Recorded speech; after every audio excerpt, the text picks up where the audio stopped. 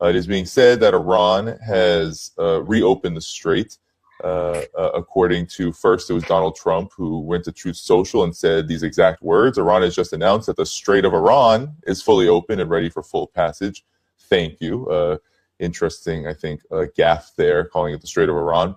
But then a source close to, according to reports, Parliament Speaker Gerasimov said that this opening is actually practically limited based on the fact that there's now a 10-day ceasefire between Lebanon, Hezbollah included, and Israel. And these conditions, as part of a practically limited reopening, is that all passage is rerouted through Iranian territorial waters via Larak Island.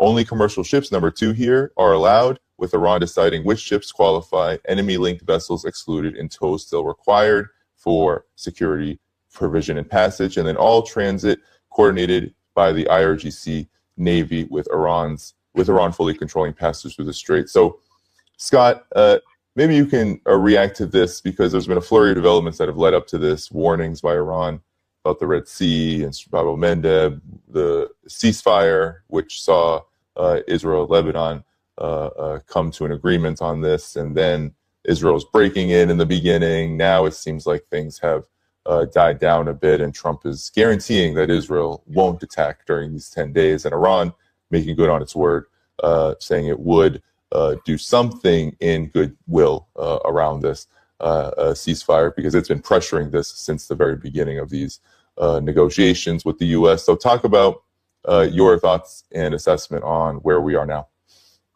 Said the ceasefire wouldn't have happened unless the United States recognized the futility of continuing military operations. So it's the United States that's looking for an off-ramp. Iran, too, wants an off-ramp, but it's not going to, make concessions that the United States and Israel haven't earned on the battlefield, and the United States and Israel have earned nothing on the battlefield. I think people need to understand that strategically, the United States and Israel lost this conflict. They've achieved nothing. None of their objectives have been achieved. Iran has emerged with the regime intact, continuing to be able to launch ballistic missiles with great effectiveness and total control of the Strait of Hormuz. Iran hasn't yielded on any of the points regarding nuclear enrichment, etc. And yet here we are with Trump declaring victory, because this is what it's all about. This is about political issues. This isn't about real practical issues. This is about how Donald Trump can spin things to his political advantage so that he can declare that without his decisive intervention, nothing have happened. So we're just watching a giant political game in process. The Strait of Hormuz is open in the way that the Iranians have determined it to be open. And Donald Trump can crow all he wants about this, that, and the other thing, but whose hands on the handle controlling the spigot? It's not an American hand; it's an Iranian hand, and that which they have opened, they can close down. So, now we have to see how Trump, goes forward with this. Whether he will ignore the Iranian statement, continue to double down on the role he played, or will he, as he has done in the past, suddenly declare the Iranians to be liars and thieves and scoundrels and threaten and bluster more? But the problem is, threaten and bluster more what?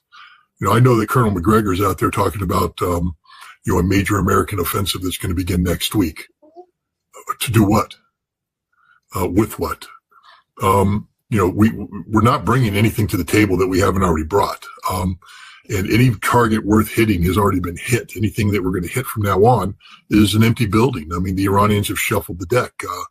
Pete Hegseth can claim that we're watching them do this, that, and the other thing, but clearly we don't watch them do this, that, and the other thing, because, that Air Force that we said we destroyed 100%, it's up and flying right now. The Navy that we said we destroyed, it's in control of the Strait of Hormuz with ships out there delivering mines. Every aspect of Iran's military has survived this conflict. We have effectively done nothing except show that we are impotent. Do we really want to put that on display again? And I think not. The other thing is there's certain realities. Europe runs out of aviation fuel in 11 days. That means the entire European aviation industry ceases to function. The price, I just bought a airline ticket. The fuel surcharge was, about 1/3 of the cost of the ticket. And it's going to go up because it's gone crazy. Trump can't afford to go to war with Iran to continue this war. He needs this conflict to end. Trump has a political problem here at home. He can sell, his lies and his con game to his base, but his base is reducing. There's people spinning off the base. People aren't buying into his line anymore. And if he's going to, reconvince people, he needs to put something on the table. He needs to bring an end to this conflict and then, spend the next month or so telling people how he's the greatest thing in the world, that this peace wouldn't have happened without him, and see if he can go into the summer with some sort of momentum. And it's not impossible. The economic difficulties we have right now, if he can get energy flowing, if he can get the price of energy down, he'll have one of those artificial boosts come summer, where the problems that he's responsible for go away. And he says, it's because of me. I'm the greatest thing in the world. And maybe he convinces enough people so that the Republicans can hold on to the House in November, which is what this is all about. If you think this is about real national security issues, you don't know Donald Trump. This isn't about national security. This is about Donald Trump's trying to salve an inferior political position, one that if he doesn't reverse course, will destroy his political legacy. If the Republicans lose the House in November, it's over for Donald Trump. It's over. He'll spend the next 2 years being impeached, and that's all he'll be known for. And if he continues to play stupid games, he could lose the Senate, and then he'll be impeached and convicted. So Trump can't afford for this war to continue. So I think we're going to see a lot more positive spin coming out from Trump, where he's going to try and say that he's responsible for all these things happening. Yeah, and Scott, he's almost guaranteeing that in the next number of days we have, or maybe a few days, that there's going to be some kind of deal reached. And of course, it's being framed as a deal that's going to be completely favorable to what he claims are U.S. interests. But then there's the for Trump, he's also saying that this blockade that has been 5 days or so in the running is going to continue, despite the fact that the Strait of Iran, according to him, has been reopened. What do you make of this? Because it's very contradictory. Of course, oil prices. You mentioned elections and the price of energy and all of that. Obviously, a major part of this, maybe the part of this that is influencing his actions and his administration's actions. But it's always very contradictory, and of course, the volatility of these markets is very sometimes predictable and very unpredictable, leading to your conclusions, I think, being very apt. So talk about what you think of this blockade continuing despite this. Is this all just huff and puff, or is this just more warmongering amidst an attempt to still get an off-ramp at the same time, which seems to be a big play recently? Yeah. What blockade are we talking about? Yeah, the one that was supposedly declared 4 or 5 days ago, where and of course CENTCOM has been saying they're interdicting the entire Indian Ocean. Yep, that one. The one where American ships can't get anywhere within 20 miles of the Iranian coast without fear of being sunk. Therefore, all ships transiting the Indian Ocean out of the Strait of Hormuz hug the Iranian coast and aren't interdicted by the U.S. Navy. The one where China says, pound sand, we're doing whatever the hell we want and you won't touch us because that'll be the end of you. That one, the one where the Russians say, I dare you to touch a Russian ship. That one, that blockade. Yeah, no, there is no blockade. It's again, this is part of the game that Donald Trump's playing, to be seen, to create perception. But there's no blockade, none whatsoever. Yeah, and then there's the ceasefire element. I mean, Iran had, as you know, Scott, this 10-point proposal that's been around for a really long time, well before negotiations started between the U.S. and Iran. And a big part of it was, a cessation and a real end to hostilities on all of the fronts in the region, the resistance fronts. And now we are in this 10-day ceasefire period. I'm curious on your thoughts on, obviously these two developments are linked, but at the same time, we have a history here that we need to, I think, consider. And how do you think Iran is going about this in terms of moving on in these negotiations with the United States amidst the ceasefire? And then, of course, the reasons and the roots of the ceasefire itself. Anything you want to comment on this? Well, look, we just have to get down to basic fact A. America lost the war. That's why America was looking for an off-ramp. If we were winning the war, we wouldn't be looking for an off-ramp. We just keep hammering away till the Iranians surrendered. We're the ones that said we need this thing to come to an end because our bases were being eviscerated. Israel had no more defense. Iran's missiles got stronger and stronger, and we had reached the limit of our escalatory capabilities with conventional weapons. The next step would have been literal cultural genocide. I mean, that's what Trump was talking about, the erasure of Iranian civilization. Not that he would have been able to do it, but the measures that would have had to have been undertaken to, put action to those words would have been war crimes beyond belief. So bad that I believe that American generals told the president, no, we're not doing this. This is why he had to find an off-ramp, because the military balked and said, we're not committing war crimes on your behalf. Then there was the failed raid against the Isfahan, nuclear storage facility. We can't make an amphibious assault on Karg Island because we'd lose everybody. Trump had no cards. It was done, finished. So he sought this off-ramp. Remember that, because he sought this off-ramp. There's a reason. And the reason was America couldn't accomplish its mission. So what is he doing? Setting us up to do what? Accomplish a mission we already know we can't accomplish. No, he wants a peace deal. But it has to be a peace deal that's politically viable for him. He sent J.D. Vance to Islamabad together with, Kushner and Witkoff. They were this close to a final deal. This close. The Iranians came loaded for bear. The Iranians came with all the documents, all the facts, the whole thing, and they were this close to nailing down a deal. Why? Because Iran holds all the cards. All the cards. But the problem is, if the United States accepted the Islamabad Memorandum of Understanding, then it would be clear that the Americans were defeated, and that's politically unacceptable for Trump. So Trump scuttled the negotiations, sent the high-profile teams back to their respective countries, and then started playing stupid games, bluster, blockade, this, that, the other thing. Meanwhile, the negotiations are still taking place. I don't think many people realize that, but the United States left a big technical team, and the Iranians left a big technical team, and they're working out all the details to finalize the Islamabad Memorandum of Understanding. And at the appropriate time, Trump will come in, and once he's created the perception that his intervention made this deal possible, he will implement this deal. And that's where we are. Everything else is just gamesmanship. Everything else is just theater. Lebanon's an interesting issue because, the Hezbollah conflict is not an extension of the Israeli-Iranian conflict. The Israeli-Hezbollah conflict is because Israel occupies Lebanon. That's it. Israel stops occupying Lebanon and Hezbollah goes away. It's not an issue. So, that's always going to be a more nuanced, difficult problem that's not going to be resolved as part of this comprehensive peace plan.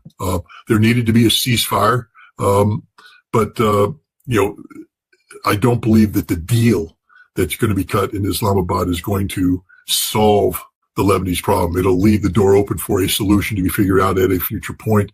But at some point in time, Israel and Hezbollah are going to continue to go at it because the Lebanese government has sold out to Israel. As long as Israel continues to occupy southern Lebanon, it will be resisted, and that conflict will never end until Israel is evicted from southern Lebanon. Iran will continue to support Hezbollah, and that's just the reality of it. That'll be its own little war. Ansarallah, look, Ansarallah is getting ready to shut down the Bab el-Mandeb Strait. If they do that, it's a death sentence to Saudi Arabia's energy-based economy, which has diverted the bulk of their oil export capacity from the east to the west through a pipeline. I think that this one's readily resolved. I think that this one is directly linked to a termination of this. Ansarallah will always loom until there's a solution to Israel-Gaza. There's going to be some unresolved issues once the basic U.S.-Iranian conflict ends. But the important thing for the Iranians, and this is what people need to understand, because I just hear people saying, why would Iran do this? Why would Iran agree to this? Why would they got them by the balls? Why not just keep squeezing them, man? Well, the guys are saying they got them by the balls, keep squeezing. You're the one sitting safely at your desk at home. Don't have to worry about anything. But if you're an Iranian that for 5 decades now has lived in an economy that's been constrained by economic sanctions, economy that's never been able to live up to its potential, with Security Council resolutions plastered on, IAEA resolutions plastered on, unable to, effectively engage with BRICS, the Shanghai Cooperation Organization, to invest into the Eurasian Economic Union. I mean, all these things. And suddenly you have the possibility where all sanctions are going to be lifted. No more constraints. You're in total control of your economy, control of your economic future, who you do business with, how you do business. Suddenly, the Iranian government can deliver on 5 decades of promises to the Iranian people of a better life. Do you guys maybe understand now why Iran might say, I'll let go of their balls? Because Iran doesn't exist to squeeze the balls of the West. Iran exists to do right by the Iranian people. And now there's a chance for that to happen. So this is a huge Iranian victory, a huge Iranian victory. Yeah, and then that's sad. You mentioned those resistance fronts too. Iran will achieve all this without having, contrary to what some believe, or what I've even gotten messages about, they've done this all without abandoning these resistance fronts. In fact, even if these problems aren't resolved, which they can't, you're exactly right, they can't be resolved. Israel is Israel, and it's going to continue to try to terrorize and continue to occupy and do what it does against Lebanon, Gaza, all of that. It's not going to stop. But at the same time, Iran can achieve this victory and continue to support those fronts. And it'll make it a lot harder. Then the U.S. will look very foolish to then reverse all of this just because Iran is going to continue to support these fronts. So politically, it is a very interesting moment, and geopolitically, because it signals that, as you said, Iran holds the cards, and that these cards, they kind of exist in perpetuity, and it will affect the future of how the U.S., if it continues to want to conduct regime change against Iran or try to Israel, all of this moment just doesn't go away. It will. There's a foundation here that's very interesting. Your comments on this? I've been thinking about this for a few days. Yeah, let me jump in on this one, because Iran holds cards right now because we're in a state of conflict. But you do understand that the game changes once you de-emphasize the military and you re-emphasize, or you start emphasizing the economic. Iran can't play it both ways.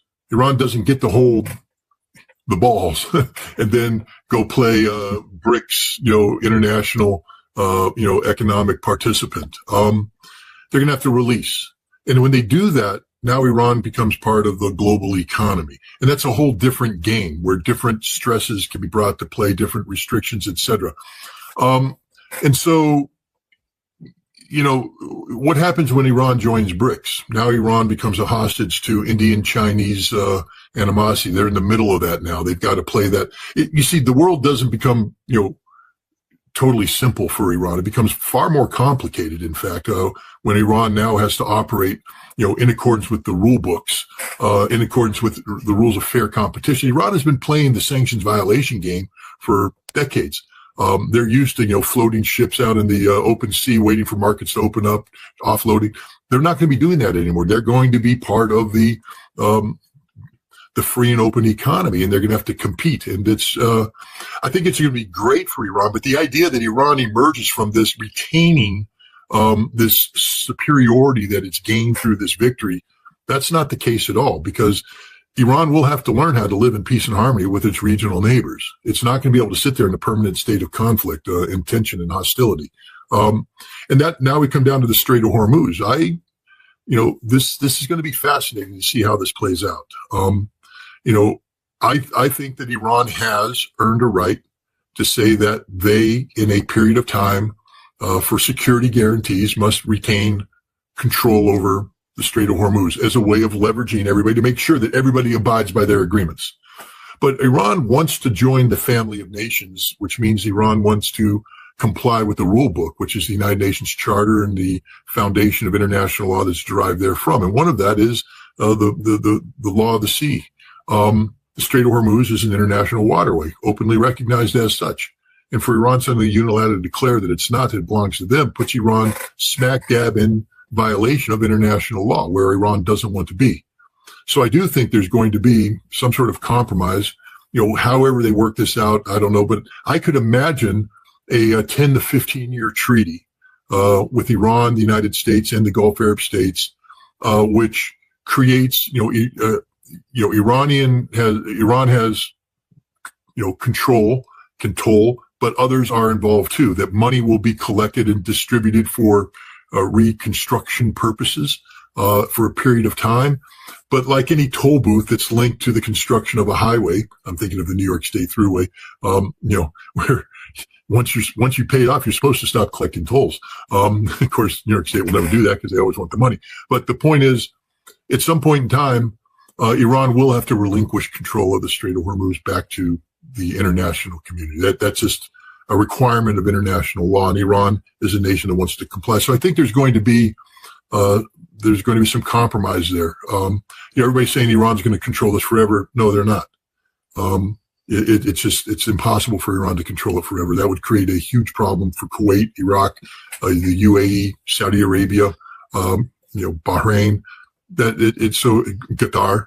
None of them are going to allow that to happen. The United States won't allow that to happen because that means that Iran now controls the throttle for the global economy. It's unacceptable.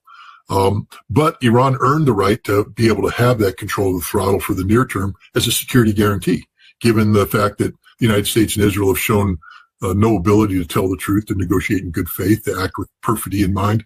I do think Iran is in a good position to create some sort of treaty-based arrangement that gives them control for security purposes, but that it gets relinquished down the road. It has to, in order for Iran to, conform with international law.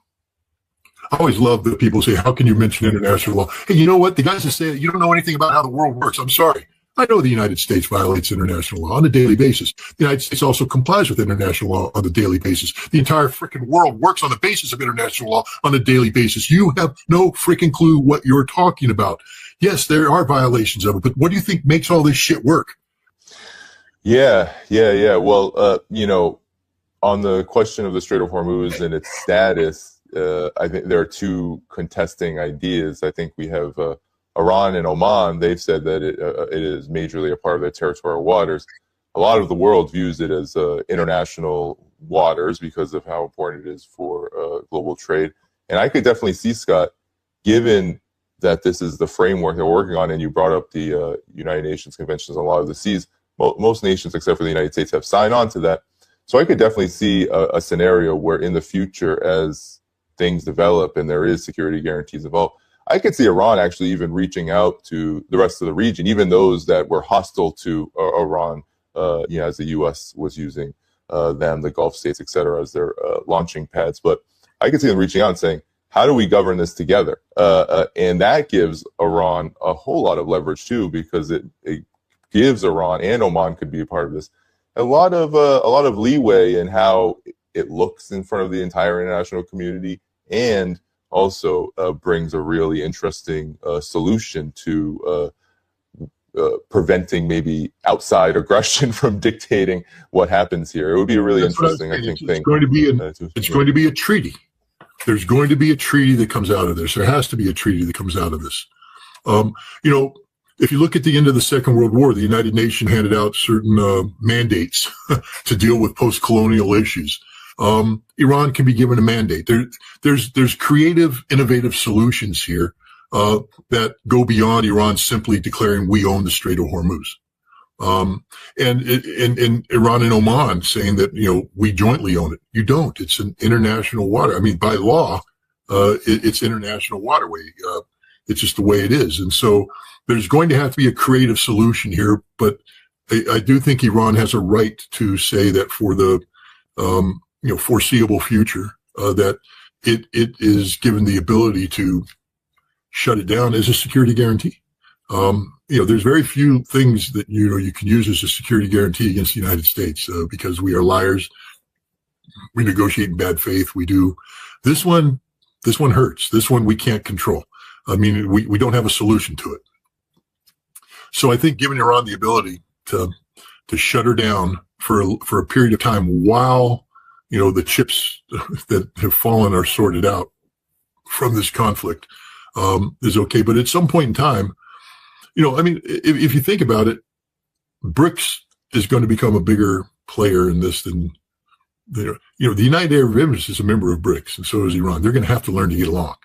Saudi Arabia was invited. It may come back in now because BRICS is the emerging, global forum of note. China, Russia, India, all major players in terms of the energy markets. China and India in terms of energy coming out.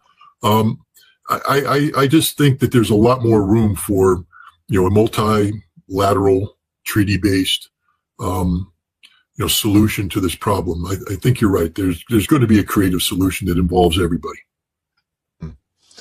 Yeah, and Scott,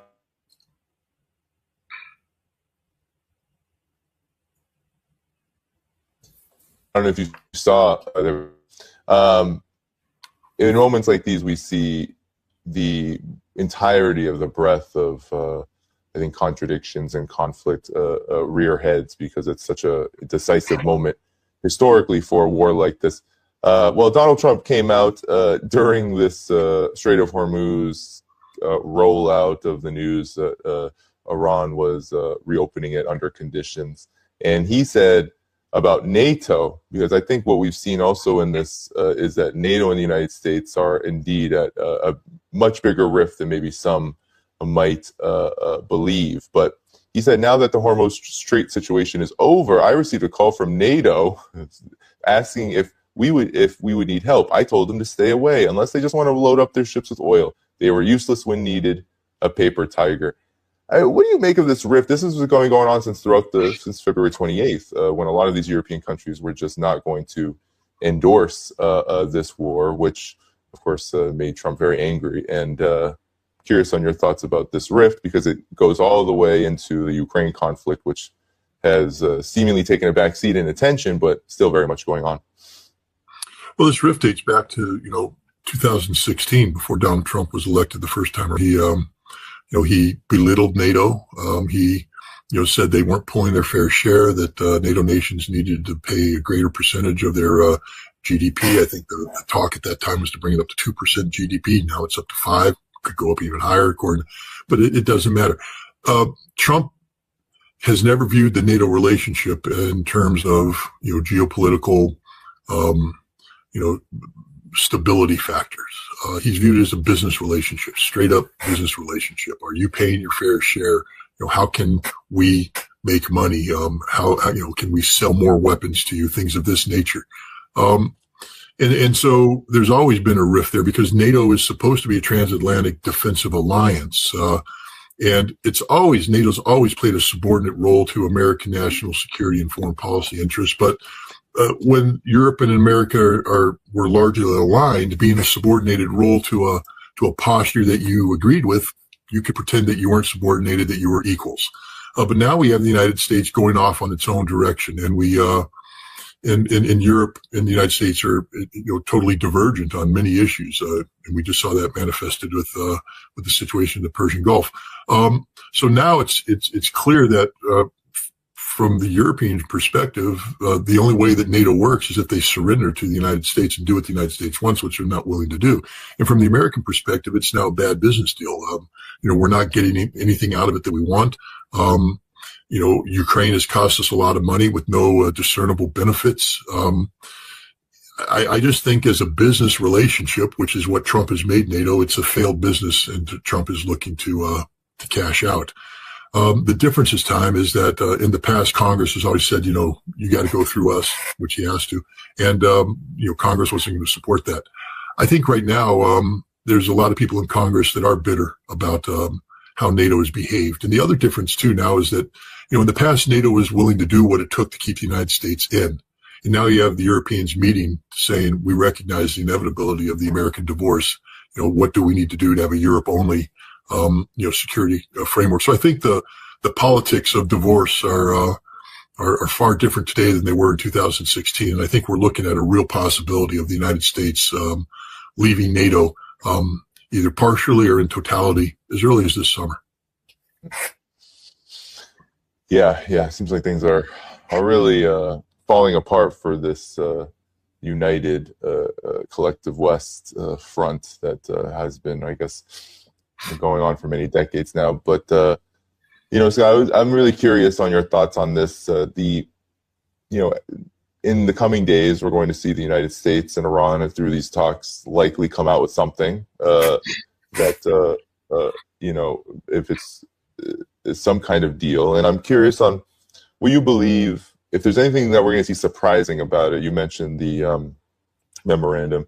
of understanding that's already been, on the table. But is there anything that's going to surprise us, or do you believe that Trump in the U.S. can find a way to actually reframe these conditions that Iran has, which, in terms of a long-lasting end to this conflict, will be likely a requirement for Iran to have set in place in order to, give Iran confidence that this won't happen again, or at least it won't happen again for a foreseeable future? I think the most important thing for the Iranians is to get all sanctions lifted against it, to bring it fully back into the family of nations. At that time, Iran will be sort of liberated to enter into more broad-based security arrangements with both China and Russia. Russia has signed a security framework agreement with Iran, and they're complying with it. But